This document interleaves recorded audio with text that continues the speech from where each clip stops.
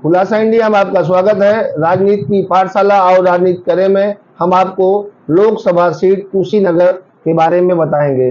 Kushinagar Lok Sabha seat Gautam Buddha के महापरिनिर्वाण स्थली के रूप में जानी जाती है। तो आइए हम आपको बताएं कि कुशीनगर लोकसभा सीट का जातीय समीकरण, वहां का चुनावी गुणागणित और वहां का संसदीय इतिहास। कुशीनगर लोकसभा की पहचान महात्मा गौतम बुद्ध के महापरिनिर्वाण के स्थली के रूप में है। यहीं पर बुद्ध का महापरिनिर्वाण हुआ था। पूरी दुनिया में बौद्ध धर्म को मानने वाले यहाँ एक बार जरूर आते हैं। वर्तमान में कुशीनगर को पहले कुशावती और कुशीनारा के नाम से जाना जाता था। कुशीनारा प्राचीन काल में मल्ल प्रदेश की राजधानी थी। यह शहर मौर्य, शुंग, कुषाण, गुप्त, हर्षवर्धन और पाल राजवंशों के तत्कालीन साम्राज्यों का अभिन्न अंग रहा है। कुशीनगर गौतम बुद्ध और गुप्त काल के कई प्राचीन धरोहरों को अपने आप में समेटे हुए है। इस जिले में बौद्ध धर्म से जुड़े हुए कई प्राचीन धरोहर आज भी मौजूद हैं, जिसे देखने के लिए पूरी दुनिया से लोग कुशीनगर पहुंचते हैं। देश की आजादी के बाद कुशीनगर देवरिया जिले का हिस्सा बना। बाद में 13 मई 1994 को यह नए जिले के रूप में अस्तित्व में आया।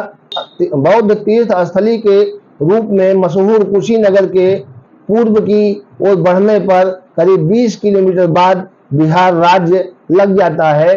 पहले इस संसदीय क्षेत्र को पडरौना के नाम से जाना जाता था, लेकिन साल 2008 में हुए परिसीमन के बाद कुशीनगर लोकसभा सीट अस्तित्व में आया और 2009 में यहाँ पहली बार लोकसभा का चुनाव हुआ।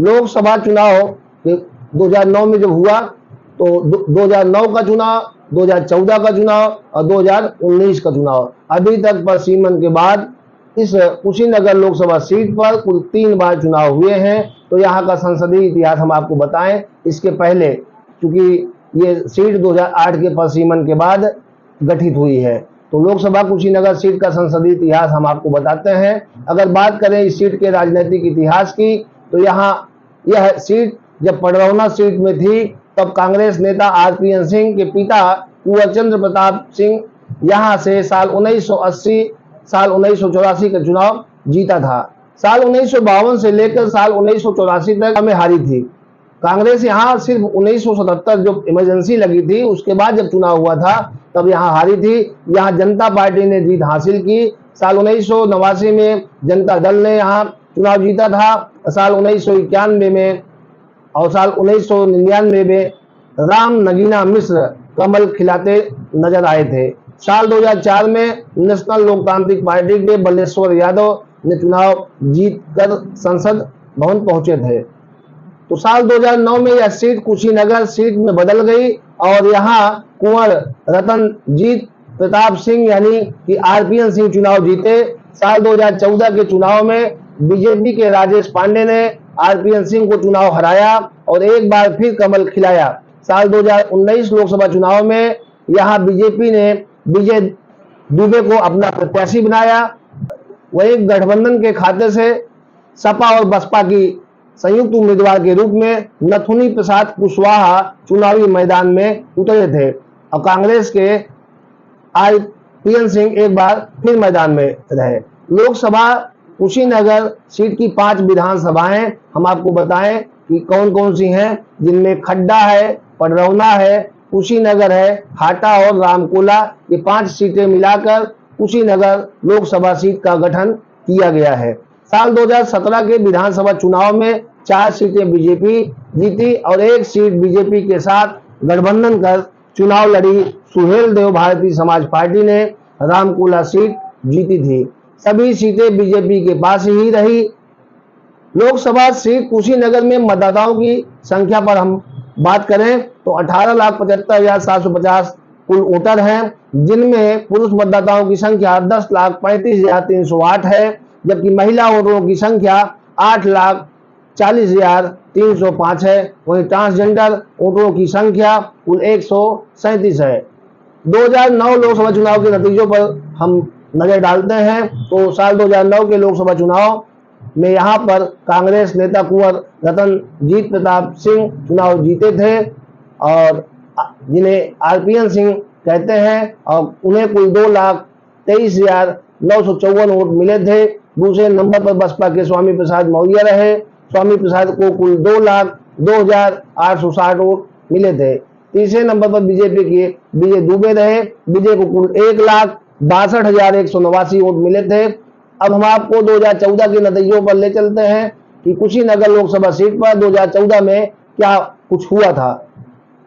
साल 2014 के लोकसभा चुनाव में बीजेपी ने राजेश पांडे को अपना उम्मीदवार बनाया। राजेश पांडे ने कांग्रेस नेता आरपीएन सिंह को यहां से चुनाव हराया था। इस चुनाव में राजेश पांडे को कुल 3,70,051 वोट मिले थे, जबकि दूसरे नंबर पर आरपीएन सिंह को कुल 2,84,511 वोट ही मिल सके थे। वहीं तीसरे नंबर पर बसपा के डॉक्टर संगम मिश्रा रहे। संगम मिश्रा को कुल 1,31,831 वोट मिले थे। तो अब हम आपको अंतिम चुनाव जो 2019 में हुआ उस पर आपको ले चलते हैं और बताते हैं कि 2019 का क्या चुनावी परिणाम रहा। 2019 के लोकसभा चुनाव में कुशीनगर लोकसभा सीट पर बीजेपी को जीत मिली थी। इस चुनाव में बीजेपी ने विजय कुमार दुबे को मैदान में उतारा। उनके सामने समाजवादी पार्टी ने एनपी कुशवाहा को खड़ा किया, जबकि कांग्रेस की ओर से आरपीएन सिंह चुनावी मैदान में उतरे थे, लेकिन वो तीसरे स्थान पर रहे। विजय कुमार दुबे को 5,97,039 वोट मिले थे। तो एनपी कुशवाहा के खाते में 2,59,479 वोट मिले थे। आरपीएन सिंह को कुल 1,46,151 वोट मिले थे। बीजेपी ने 3,37,560 मतों के अंतर से यह जीत हासिल की थी। कांग्रेस के आरपीएन सिंह को 1,46,151 वोट ही मिल सके थे। बीजेपी का ब्राह्मण तो सपा बसपा का ओबीसी चेहरे पर दांव लगाया गया है। बीजेपी ने ब्राह्मण चेहरे विजय कुमार दुबे पर भरोसा जताते हुए चुनाव मैदान में उतारा है। तो वही साल 2019 में भी यहां से सांसद बने थे, जबकि उनके मुकाबले समाजवादी पार्टी ने ओबीसी प्रत्याशी अजय प्रताप सिंह पर दांव लगाया है। बसपा ने भी पिछड़ा वर्ग से आने वाले शुभ नारायण चौहान को उम्मीदवार बनाया है।